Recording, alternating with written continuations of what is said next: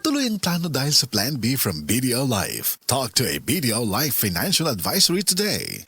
Akong bugas-bugas, akong katul-katul, na ikabutangan. Bugas-bugas ug katul-katul i-DTX 500 na. DTX 500 aduna kini antimicrobial properties nga makatabang sa pagkuha ug pag-ayo sa bugas-bugas ug katul-katul. DTX 500 mabalik sa pinakadul nga butiki sa inyong lugar. DTX Ako 500. si Janice. Dugay kayo maman akong menstruation, din gaspat-spat lang, hinay kaayo. Ipati ko sa kong bana o Ditex 500 kito capsules a day. Maintain lang na ako. Pag-regular na akong menstruation, salamat kayo sa Ditex 500. DTX 500 mabalik sa mga butika.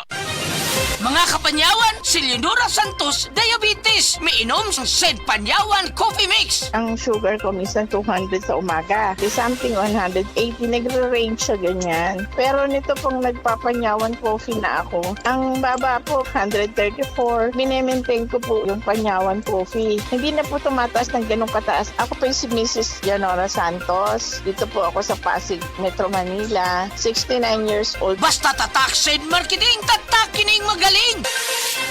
Usa na usab ka paragis bila-bila herbal coffee user ang satisfied sa atong produkto mga kaparagis. Ako si Celicina Semblante, 65 years old, nagpuyo sa Tulingon Mainit, Surigao del Norte. Kaning bila-bila nga kafe, ganahan manggug ko kay hayahay ang lawas, unya mawa imong kabuhi. Mag-inom ka ani kada buntag, gana gyud kay imong paminaw sa imong lawas. Kontento jud ko kayo basta kay kada buntag makainom gyud ko ani. Kini ginama sa GFMQ Marketing kaysa paragis bila-bila dili na ka mag-agwanta pa.